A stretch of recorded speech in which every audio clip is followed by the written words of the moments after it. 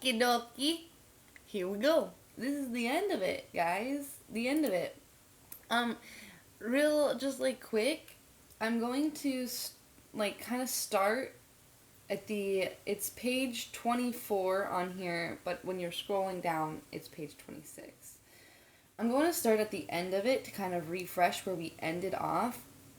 We were on 34, belief system considerations, and that's where they take out the missing page. I don't have a link to where the missing page is, but when I upload this on YouTube, I will share a link to where you can read the missing page.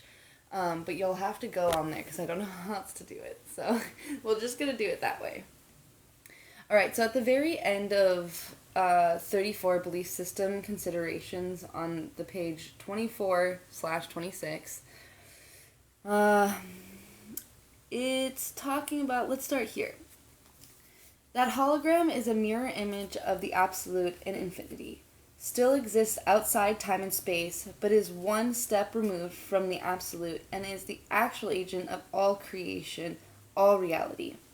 And the eternal thought or concept of self, which results from this self-conscious, serves the absolute as the model ground which the evolution of time-space revolves to ultimately attain a reflection of and union with him.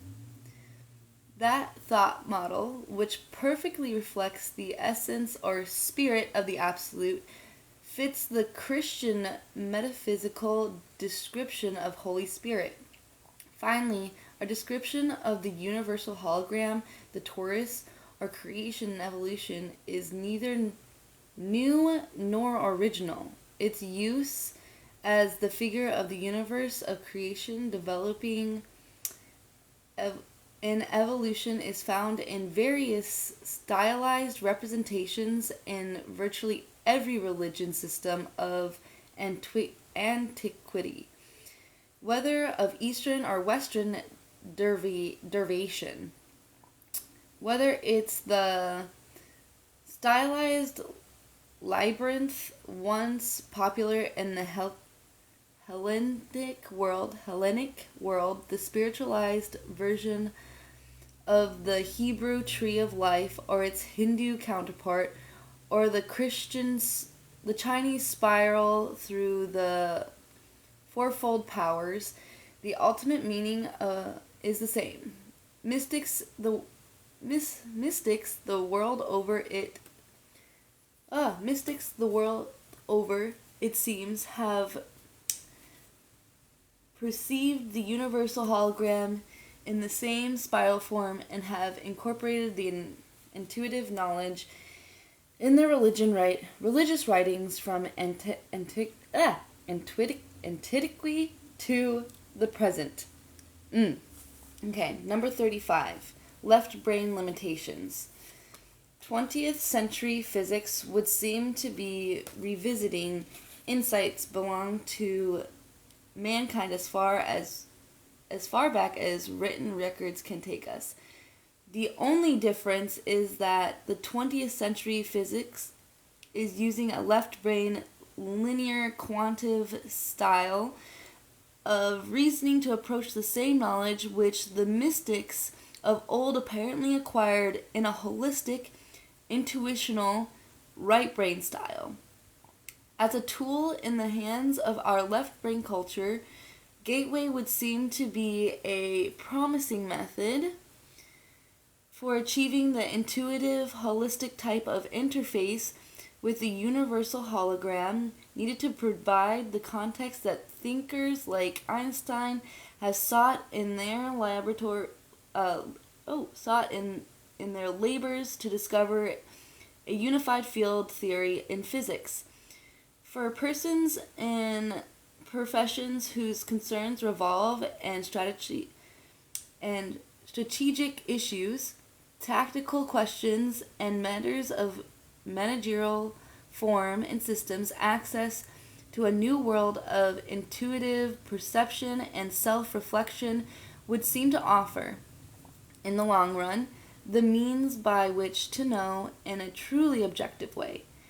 This is so because the self-imposed limitations to balanced perception and objective logic, which our culture and personal psychological subjectively imposes when we use the strictly left brain thinking style, could be offset by a holistic form of perception associated with altered states of consciousness, to the extent that we come to perceive ourselves fully in the context of that portion of the universe hologram, which in the reflection of ourselves, to that extent, we release ourselves from the prison of subjectivity. Hold on. Number 36. Self-knowledge. It is I'm sorry, this is like a smaller text, so it's a little harder to read. Axiomatic to the mystic philosophers of old that the first step in personal maturity could be expressed in the aphorism, quote, know thyself, end quote. To them, the education of a man undertook as its primary step to achieve of an introverted focus so that he learned what was within himself. Learn what was within. I'm sorry, this is just so small. Before attempting to approach the outside world. They rightly assumed that he could not efficiently evaluate and cope with the world until he fully understood his personal psychological balance. The insight being provided by 20th century psychology in the context through the use of various kinds of personality testing seemed to be the revelation of the ancient intuition.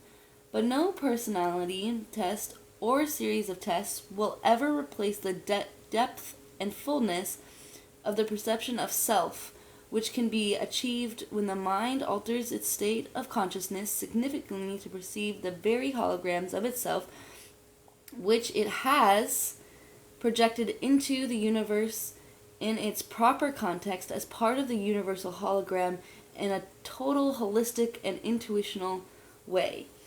This would seem to be one of the real promise of the gateway experiences from the standpoint of its ability to provide a portal through which, based on months, if not years of practice, the individual may pass in his search to find self, personal efficiency, and truly, in the larger sense, and then it goes to the next page that is here, number 37, motivative aspects, which I already read yesterday, and you can find on my YouTube. It starts with, it is a step-by-step procedure which involves repetitive practice of the techniques concerned, using each new insight as a means of penetrating farther during the deep practice session. And that's it. That's all of it. So you can find my YouTube. You'll find how I read this whole entire thing, which was over 29 pages. Here's the thing that I want to get into now. And I'll probably be on here for a little bit to talk about it if you guys want to chat about it. I'm going to get into the bibliography.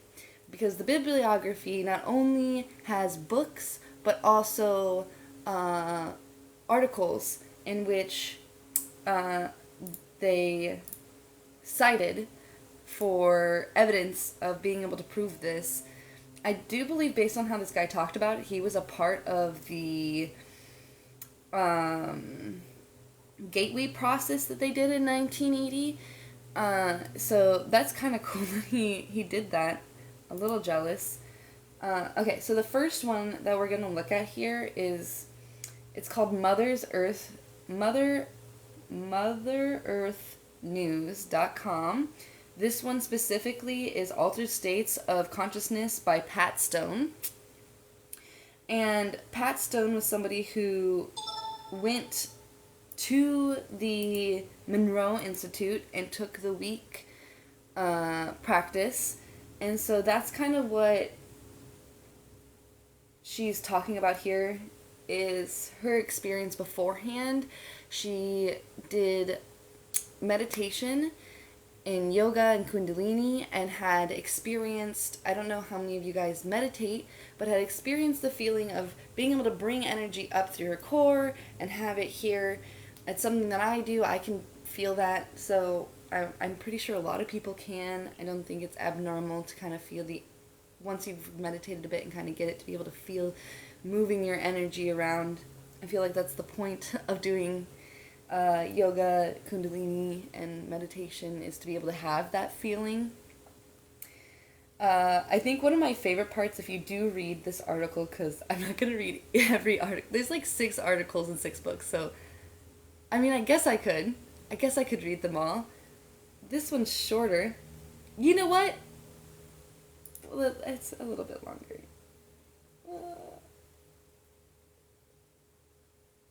Maybe I haven't read this whole article. Woo! Okay, it is a little bit lengthy, actually, now that I'm looking at it. I thought I read it and then I saw the read more, but I did not read it all. Okay, let's go into it a little bit. Let's read it, and we can talk, ask questions. Stop me. I have food here that I'm gonna eat a little bit of, because I'm really slow today in the eating process of life, which happens often to me. So, okay.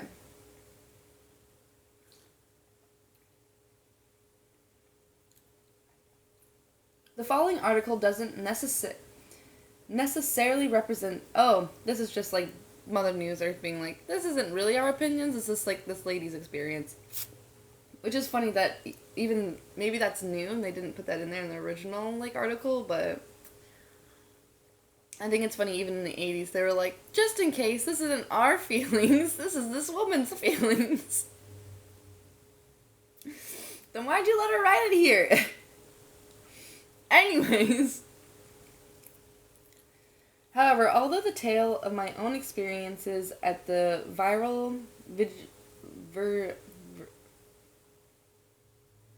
Okay, I can speak. I'm going to start over. However, although the tale of my own experience at the Viral Virginia Center pales besides hers, and when compared with many related to me by my co-participants in the program, it may still strike some readers as pretty far-fetched. If so, that's perfectly understandable. Just remember that I'm not trying to convince anyone of anything. I'm attempting to honestly relate some I couldn't tell you all in twice the space of what I believe I observed and experienced. So she did go. Have a good trip! Those were the last words I heard before Melissa Jagger, the remarkable woman who's the chief training instructor at the Monroe Institute of Applied Sciences, turned on the first experiential stereotype that I and the other participants in the Institute's Gateway program would hear during our week-long stay. I was lying in my own CHEC unit. It stands for Controlled Holistic Environmental Chamber. An isolation cube complete with a comfortable air mattress, a black curtain to exclude distracting light, speakers, and an excellent set of stereo headphones. I lay still with my eyes closed, eager and anxious to experience. Well, I wasn't sure just what might happen. Of course, while I couldn't guess exactly what was in store for me, I had gathered some background knowledge about the Institute before signing up.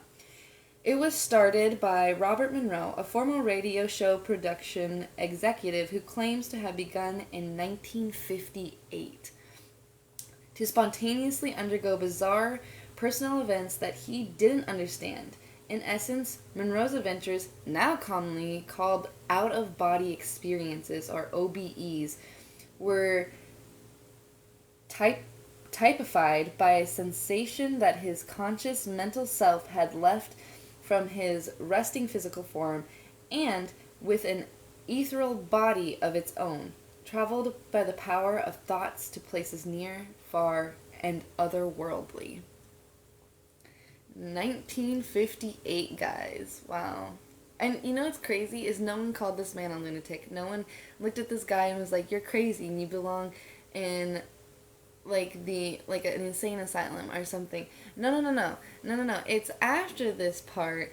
I almost want to Google when like insane asylums became.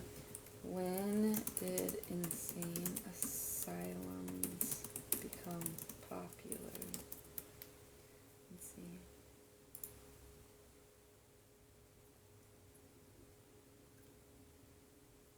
Okay. Like, right before this. Like, if he was in 1938, 1930.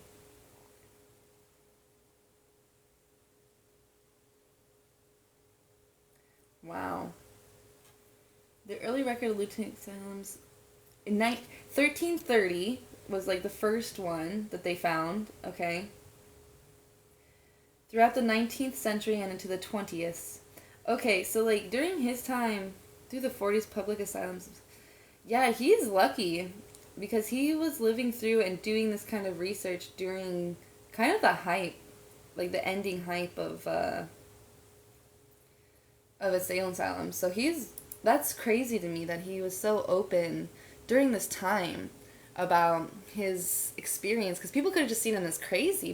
Like most people probably did. Think about all the people who got put away because they were like, "Oh, I left my body. I saw this person, or I had this dream, and then it became true." And people were like, "Oh my God, you're a fucking witch! You're a fucking witch! You're a demon! You demon!" Like, and then this man just made it science. Like, I guess I think the difference has to be is that he had some education and knew how to come at it in a way to look like he was educated and smart, right? Like if you didn't and you came out and said that, people would think you're a demon or a witch or just evil or something, right? Like they would be like, "No, that's not human, that's not natural." And it is, because that proved it with science that everyone can do it, so. And that everyone should be able to do it at some point if they want. Okay. Bob's full story is detailed in his well-known book, Journeys of the Outer Body. Okay, I need to save that. Woo! No, don't do that. Copy. Let's save that. That's another book I'm gonna have to find and read. Who's it?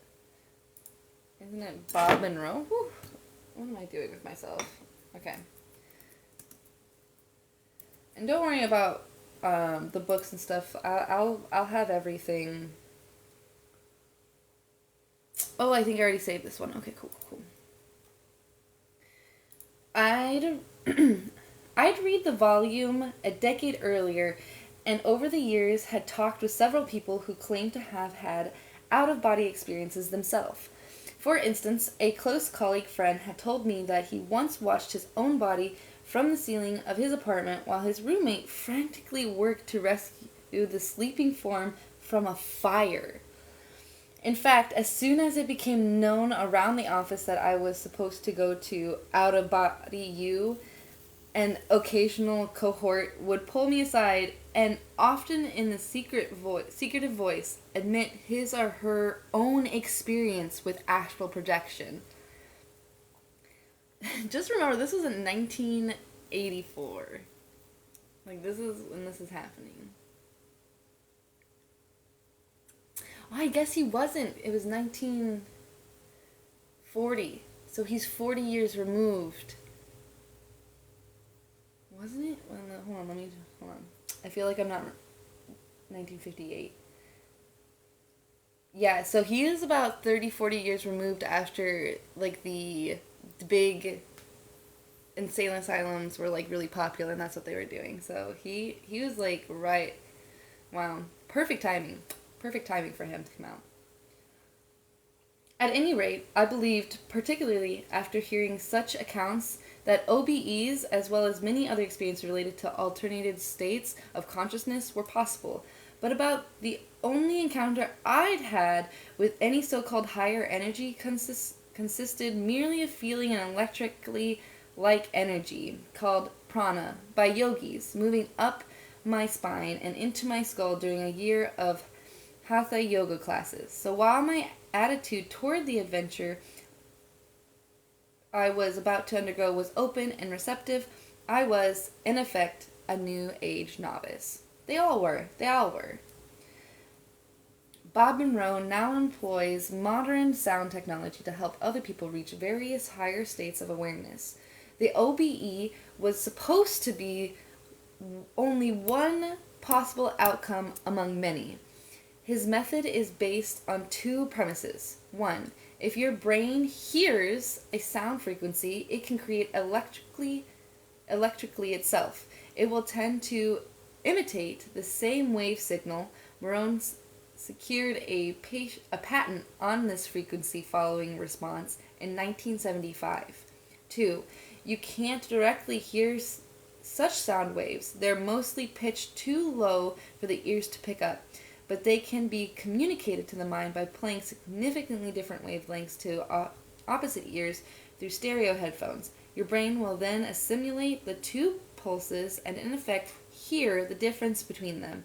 Thus, if you wanted to send a 10 cycle per second CPS signal, a low alpha signal to the mind, you could play a 100 CPS sound wave in one ear and a 110 CPS signal in the other. Your brain would, it's claimed, be aware of the information received by the separate ears, hearing both signals and their differences, a 10 cycle per second wave. Having worked at home with some of the Institute's discovery tapes, a set of 6 cassettes that can be used either independently of the center's program or as a preparation for the Gateway course, I believe that Morone's brain hemisphere uniting process called hemisync could work. In fact, my biggest fear was that I'd simply show a little aptitude for alternated consciousness, that I'd have a drab. I don't know what a drab is. Like sad? Disappointing experience and end up with no personal growth and nothing to report. Conversely, my goals were to have an actual out-of-body experience, to gain more spiritual insight, to grow as a loving person, and of course to get material for an interesting article. In short, that's where I stood, or rather lay, on Sunday morning last May when our trainer started playing the first tape. The first tape, immediately after Melissa's friends send off the sound of ocean surf, which underlie every tape as an audio bed, rose up and filled my headphones. Next, Bob Morone's deep, soothing recorded voice told us to adjust our headsets so that the volume was balanced between our ears and we could hear his voice in the right channel. Then humming, almost hissing tones, which were the hemisync signals, blended in with the sea wave sounds. At this point, Bob's voice began describing the 4 steps of the pre-preparation process, a procedure that would serve as the opening ritual of every tape. The first step was to construct an energy conversion box, a mental vision of the chest in which we were to lock away all of our everyday concerns, such as my worry about having to write an article and thereby leave our minds free and unburdened.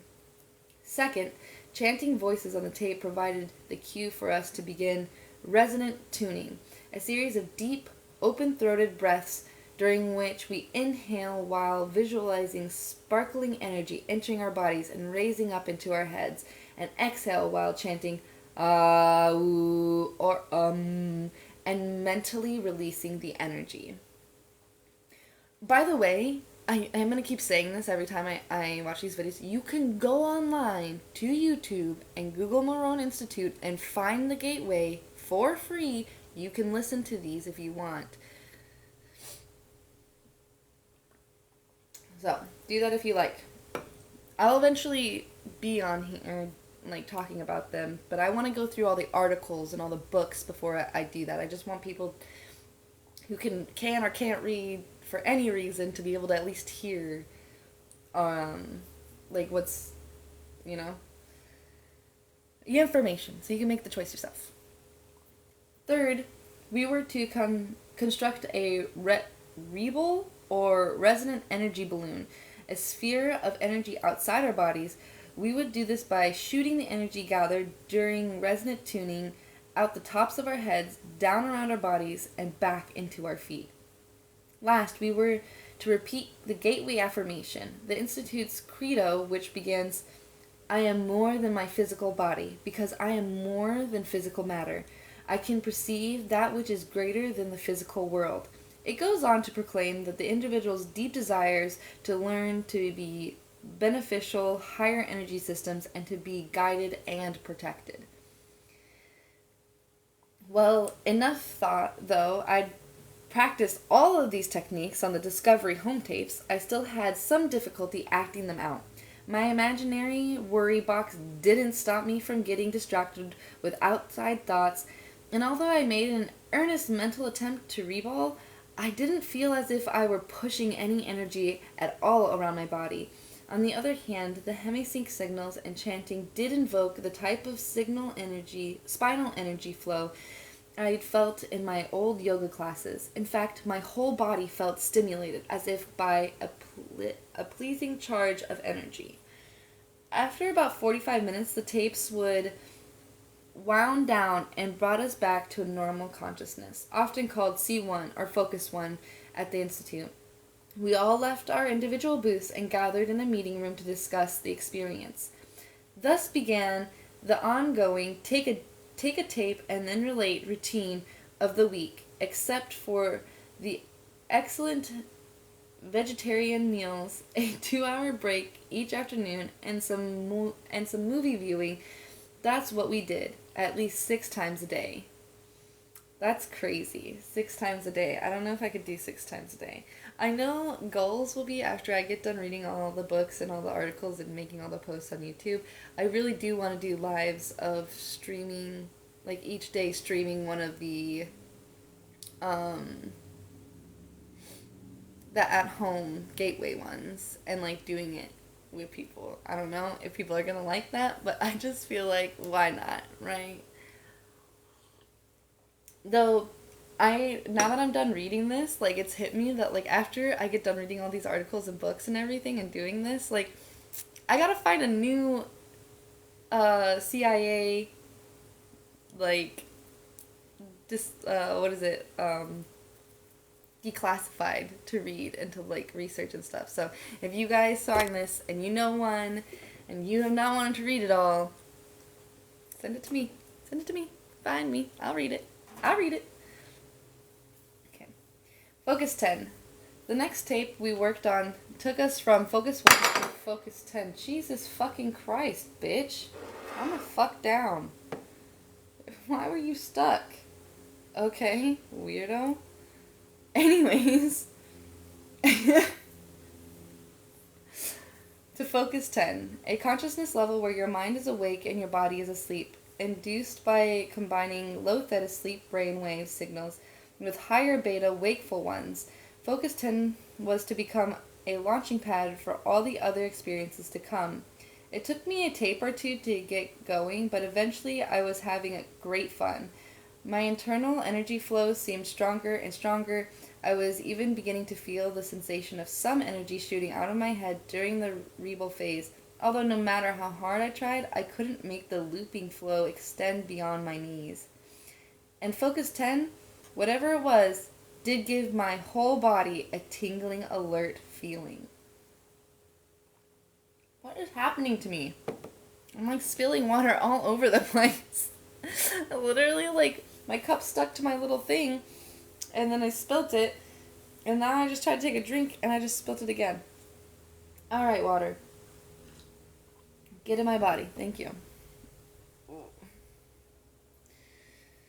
Okay. Intro Focus 12. The last tape of the day was also the first one to go beyond the 6 Discovery cassettes and into new to me territory. To Focus 12, the state of expanded awareness after the initial pre-preparation process during which I finally began with difficulty to be able to feel that I was projecting some rebel energy down to my feet. Bob's recorded voice led us up to focus 10, counted to 12, back to 10, up to 12 again, back to 10, and then down to C1. The moment before Bob's voice first called out 10, I felt my body zapped all over with remarkably intense electricity. When he led the count up to 12, I tried to imagine an expanded self, even though I had no idea what that really meant, and suddenly my chest got tight. I felt as if I had to fight to breathe. I was also hit with rushes of harsh light, and my body was racked with vibrating energy. In fact, I became so frightened by these sensations that I instinctively chanted the gateway affirmation, I am more than my physical body, out loud to get a hold of myself. Finally, when the tape was over, I did some stretching exercises to calm down the residual physical tingling and prayed. I think that's where I ended. Right? That's where I stopped. I thought that was the end of the article, but I didn't see that there was a button that said continue reading. So, that's all I had read prior. Let's read together now. From a follow-up interview with Bob Monroe, the signals we send to the sequence of a tape follow a lot of the gradients of sleep to a certain point. Then, at focus 10, we insert some high beta signals on top of the already established theta tones in order to trigger a walking consciousness while leaving the body asleep. And when we go to 12, we drop the body down even deeper into delta sleep, while using a specialized mixture of at least 4 different sets of beta signals. We increase the level of mental wakefulness. Quote, now you should understand that according to most researchers, the high beta signals we use here are not analogous to any known brainwave patterns and have no particular value. Such scientists typically think of beta signals as going up to 30 or 40 CPS.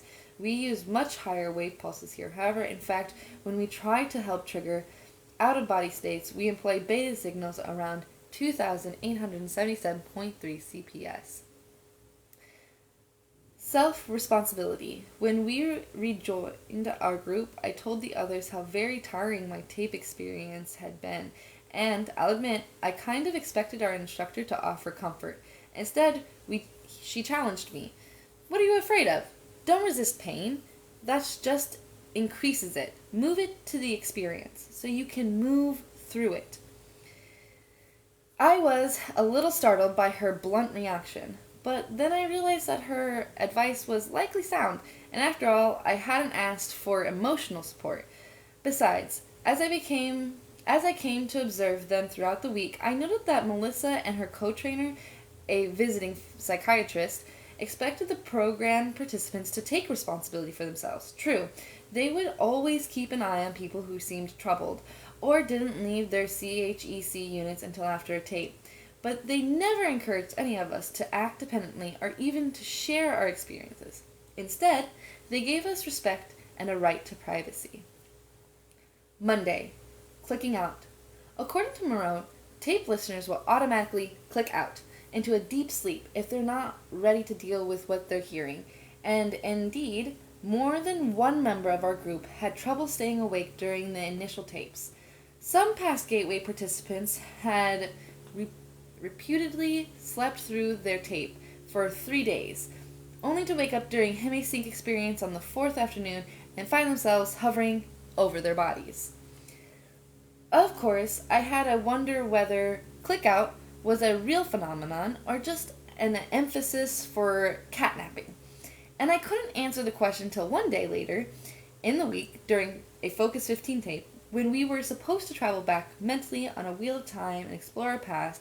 As soon as I decided to attempt to visit a traumatic and still disturbing incident in my childhood, I started feeling wary. The next thing I knew, the entire 45-minute tape was over. Once we regrouped, many other members confessed that they too had passed out. Melissa then told us that, in her experience, well over half program participants click out. On the particular tape, a lot of people don't like to face parts of their past, she said. Out-of-body practice on Monday we also tried to focus 12 tapes, which helped us play with 5 different ways of leaving our bodies, such as rising up on end like a telephone pole, rolling out like a dog, or simply floating up. By the time I was no longer hit with the formerly experienced overpowering energy during the Focus 12 state, in fact, my first exposure to every new level was the most physically intense, so I was able to try all 5 techniques calmly.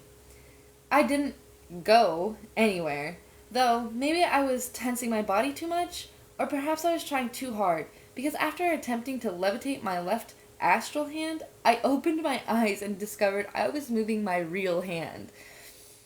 Bob Moreau, quote, "If any people come here expecting that we can guarantee them an out-of-body experience, we give them their hats and say goodbye. Of course, most individuals who hope for an OBE learn other, perhaps more important lessons here. You see, there are a lot more useful ways to handle the same energy that create the out-of-body state." Melissa, quote, "Only a small percentage of the people who come here have OBE during their stay. A good number achieve one a few days late after they've returned home, once they've given up hope of it, because their eagerness for the experience actually kept them from having it. After all, an expectation is a way of saying you can't do something now." And I love that. An expectation is a way of you saying you can't have something now, which is, that's art. That's art in word form right there. That's just art in word form, okay? Melissa Jagger, fucking art in word form. My thoughts. But how can I stop wishing for out-of-body experience if I really think I want one? I felt trapped by the paradox much of the week. After all, I resigned. Yeah, after all, I resigned. What better proof could I receive that I am more than a physical body? And what more exciting event could I have to write an article about? The group. I soon learned that most of the folks attending our session had more extensive backgrounds in alternative consciousness research than I did. And as the week went on, I couldn't fail to be impressed by their experiences, their commitment, and especially their eagerness to exchange information with like-minded people. Many of them have been their expanded consciousness experience secret most of the time, since their friends and often their employers could be shocked to hear about such things. Yeah, that's what I thought. Yeah, there's like I was saying. I was like, they just came out of like Safe Silence being some of the biggest things that you could do. Right, that was very popular, right? Very popular. Just throw people that you didn't see as mentally well, sane. You could almost make anyone like crazy and like sent them away. So the fact that they 1983 were doing this without like any of these people going into a Salem asylum, like I haven't double checked on that, but considering their work is still out there, I just couldn't see that being a possibility, you know? Of course, the fact that Maroon program, which isn't advertised anywhere, is both difficult to find out about and expensive. The week cost $850. Helps limit participants to a very committed people rather than attracting mildly curious new age delinquents. Okay. Our group, for instance, include a parapsychological healer from Europe who claimed to have cured his own debilitating childhood cause of multiple sclerosis by going out of his body and performing an astral operation. Okay, I just need to say, I've actually heard of people doing, like, I know people in my life who've come to me and been like, I was in so much pain, and then like I got lifted, like aliens came to me and I got lifted out of my body, and I was like, help me get rid of this pain, and I watched like light go into my body and bring the pain out, and when I woke up the pain was gone, and I'm like, that's crazy. But then 1983 people were saying the same thing. Like, I need you to ask your friends. I'm sorry, I'm not joining with anyone today. I'm sorry. That's just crazy. It's just crazy. I don't know. Okay, anyways. On the other hand, some members of the group, like me, tended to have less dramatic personal events and to spend almost as much time wondering if our experiences were real as we did learning how to deal with them. Yet we also tackled. I added an R. Yet we also tackled our extraordinary lessons with focused sincerity. Patterning. One of the second state's skills we worked on during the week was patterning, which involves going into Focus 12 state, balling up a question or a request inside your head, and then shooting that query out into the universe at large. And although the process might at first seem to be merely a new-fangled version of traditional prayer, we were told that patterning demanded some specific and specialized techniques. For one thing, we were supposed to release completely, even forget, a patterned request rather than attempt to hold an expectation concerning it in our minds. Furthermore, it was equally important, Melissa told us, to add the disclaimer that we wanted our wishes fulfilled only if they would be in the interest of our higher selves to keep them from possibly backfiring. Our instructor also advised us to phrase our requests in the present tense. If you ask for something to happen in the future, the result may always stay in the future, and to think positively as if our patterned request had already been answered. You're creating an effect. Oh my gosh, the cause will catch up to you. This screams everything that people have been talking about for the last 5 years, 10 years that I've been paying attention to manifestation and like spirituality. And I know that many people don't think that's very long, but for someone who's almost 30 and started doing this stuff at 16, like, I have not been very serious about this. You know, up until recently, I have not been very serious about thinking other people believed it. Like, I thought it was just me, and I didn't talk to people, I didn't say anything, because, like, everyone else believed in something else, and I'm like, well, I believe in what I believe in, so, like, I don't care, and I'm not gonna hate people for it, and if they hate me for it, like, that's fine, but then I just won't tell them, so they can't hate me for it, right? But, like, everything that I did find for other people were always talking about, that's exactly how you need to manifest, and it's just insane because it's 1983, guys. Okay, Tuesday. State like Focus 10 and Focus 12 were starting to take shape for me. Instead of simply giving me intense physical rushes, Focus 10 definitely did involve a body sleep, mind awake feeling. And in less relaxed Focus 12, I constantly felt a vibrant energy extending to the borders of my rebel cocoon. While working with new tapes, we did a variety of exercises such as attempting to send visual color energies, red for vitality, purple for healing, green to wash out negative emotions throughout our bodies, and experimenting with a bubbling away technique to help deal with personal fears. After this last tape, one group member related how she first visualized a snake, then bubbled away her phobic fear of reptile, and saw its place a brown belt, which reminded her of long forgetting beatings she received from her father.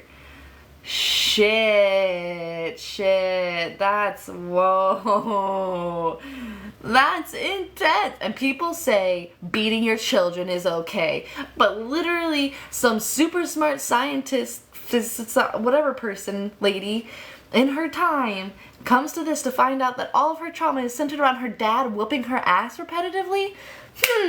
And we're still arguing if we should be beating children? Like, that's insane! How is that even a thing? We're so slow. Humans are so flippin' slow when it comes to this stuff. Like, there's people since 1983 already essentially confirming that we should be doing certain things a certain way to keep from people having to deal with these traumas. Not even for that purpose. Not even for that purpose. And we still can't get ourselves, not even for that purpose. Not even for that purpose. And we still can't get ourselves to agree on anything when it comes to that, which like blows my mind. And it's totally because we don't share this information widely. It's totally because we don't prove to each other that this is really happening. And like, we have the proof. We have the proof for so many things. We just have to tell it and share it with each other. I don't know. Yeah, I don't know. I'm excited. I'm too hyped up about this. Okay, anyways. Whew! Sippy sip. Okay, Graveyard Girl, if anyone knows. Some of the days tapes gave me strong physical sensations. Other had little obvious meaning or effect, and if you did indeed seem to portend insight or power, portend, portend insight, portend insight or power. Yet perhaps equally significant for me was a physical level, an event that took place when I asked the parapsychologist healer in our group to cure my new and irritating cause of poison ivy. In response, he told me to take a bath in a half mixture of human urine and the milk from dandelion stems. When I protested that I could never gather enough of those two required liquids, he stated simply, well, visualize it. It's the same thing. I mean, he's not wrong. They were literally healing themselves with fucking light from their inside of their mind. Even the document in the government one said that. Oh my gosh. See, that's what I'm saying. In the beginning, in the very first one that I did of this, you probably will see on YouTube that like I'm like, you'll understand later, but like the way he wrote that document was to make it so more difficult for people to understand. Like if you didn't have a way to Google the words or anything, you'd be so lost. But this woman who went through the same exact experience as that person, probably did even more research or similar research that that guy did, is putting it so much more simplistic. And I just don't know why they don't want people to know about this, like to be able to think for themselves and to be like awake and like to be able to choose for themselves. Maybe they just think people would make the wrong choice, but I just don't think the universe would really there's no such thing, in my opinion. There's no such thing. Like, you can't make a wrong choice. Wrong and right are like, it's like time. It's something we created to be able to make sense of right now. Like, that's it. Okay, anyways. So, alone in my room, I sat down and imagined an elaborate treatment scenario complete with specialized machinery for harvesting millions of dandelion milk droplets and lots of beer drinking to help me produce the other ingredients. Finally, I pictured dunking myself 3 times in the noxious mixture. When it was over, my skin really did feel covered with a cakey crust, and soon after that I was, cross my heart, taken aback by the unmistakable stench of stale urine. In fact, the odor was so strong that I was hesitant to rejoin the group until I decided that they couldn't possibly smell the product of my fantasy. The result?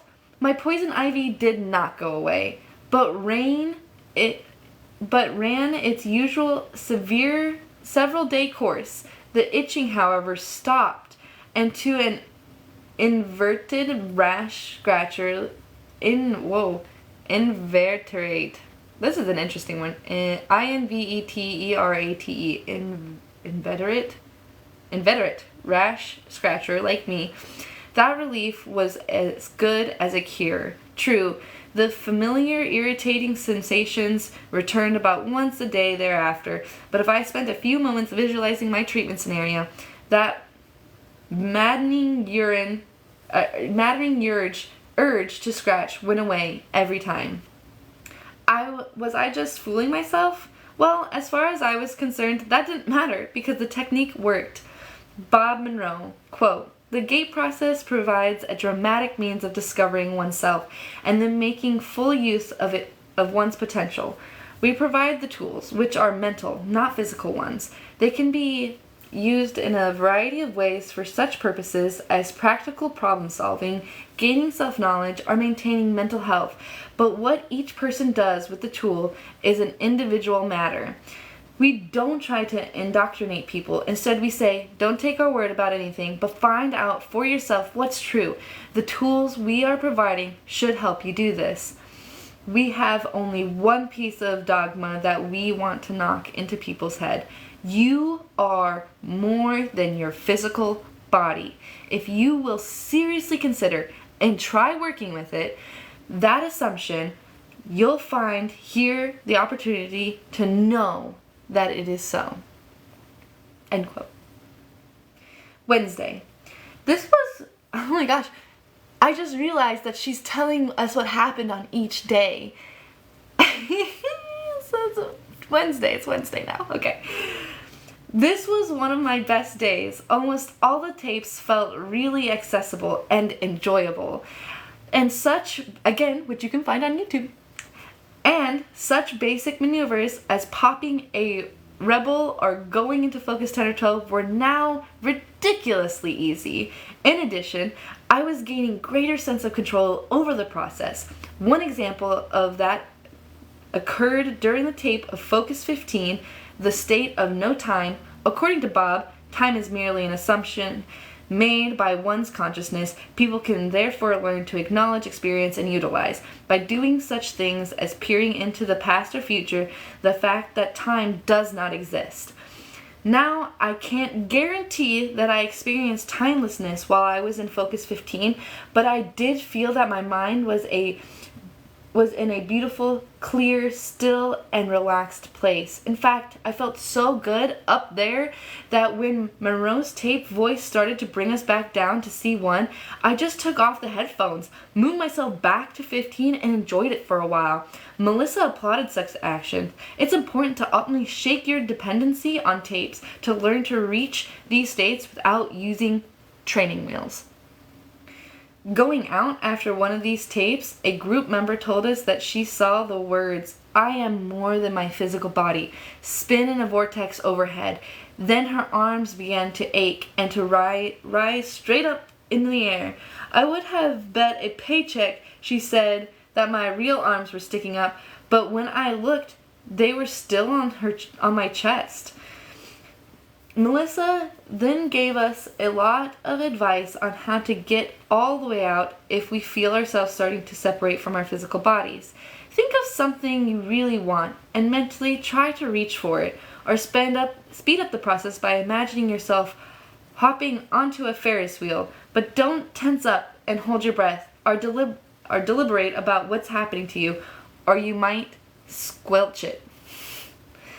And me, I'm trying to stop hoping for an OBE. Instead, I'm attempting to pattern that I already am out of body and back in, of course.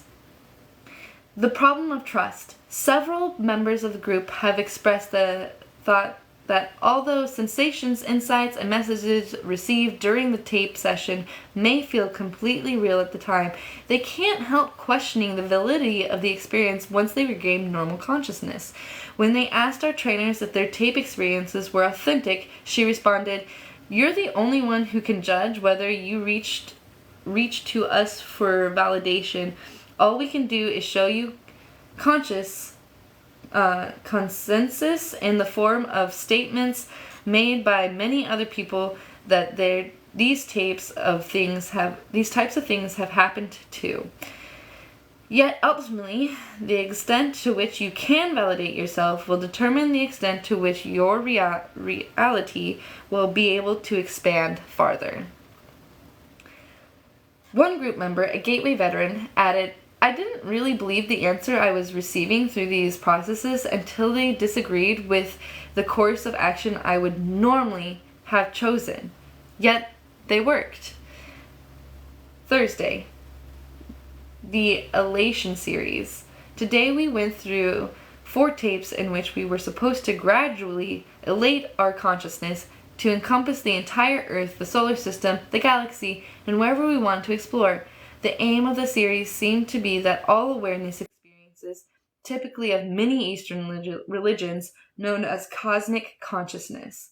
I went both up and down on these tapes. I did experience many strange sensations. It seemed once again that my consciousness was being stretched, and I was beginning to encounter new levels of awareness.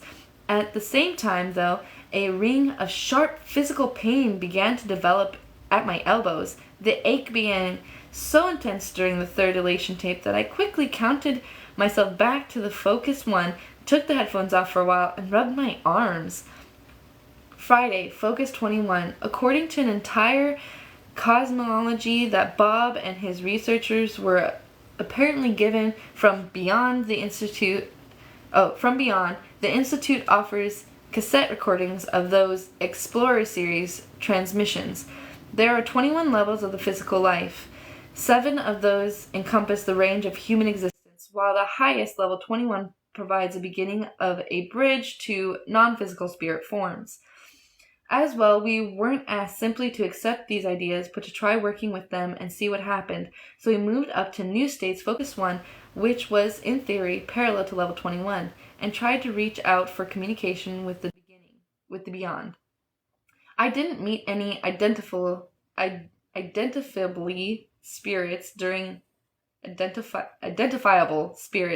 tape, as did the members of the group who related afterwards that she'd had a deeply profound contact with her deceased and formerly estranged mother. Yet I didn't have a personally powerful and meaningful experience. I was flushed several times with feeling of love, and though a vision of people undertaking symbolic activities in a variety of different rooms gained some moving and, I think, truthful insight into the emotional difficulties of several individuals I know. In addition, my lower arms started aching again, and this time my forearm felt as if they were beginning to rise. I tried using mental Ferris wheel to encourage the process, but I think that my self-conscious stopped it instead, figuring my hands were only about 6 inches off the bed, but that I'd better check quick or they'd lose even that slight elevation. I opened my eyes and saw that my forearms, while they may have been pressing up a little on my covering sheet, were still on the bed. Oh, how I wished my hands had felt way high up instead of a measly few inches, so I could have been positive I wasn't kidding myself. But then I realized that the reality or non-reality of one out of hands experience wasn't all that important. The real lesson I became certain was that the process I'd been going through during the week were definitely beginning to lead me to a higher state of consciousness. I now knew without a doubt that these altered states existed and that I had some tools for working with them, and was even convinced that sometime in my lifetime I would reach out-of-body state. In a way, though, I felt like a child who has just learned to climb the steps to a high diving board at a swimming pool, jiggles up and down on the edge of the board, tightening up with nervous tension, yet is not ready to jump. My real body was the diving board. I wasn't ready to leave, and something our instructor told me privately just before we took the last tape of the day and the week made me realize that as long as I had to fulfill the role of a journalist, it may have been both impossible for me to jump off the board and best that I couldn't. Melissa admitted that she was both awed and applauded that I had managed to fully participate in the course while working towards preparing a report on it. Other writers who'd come to Gateway on assessment had all quit partway through, either from disbelief or because they finally couldn't handle it. Damn. So the fact that the personal insight into higher reality that I gained during this week were completely convincing, though not as dramatically earth-shaking as I'd hoped, may well have been in the interest of my higher self. Someday, though, I'd like to go back to the Merman Institute on my own and see what happens then.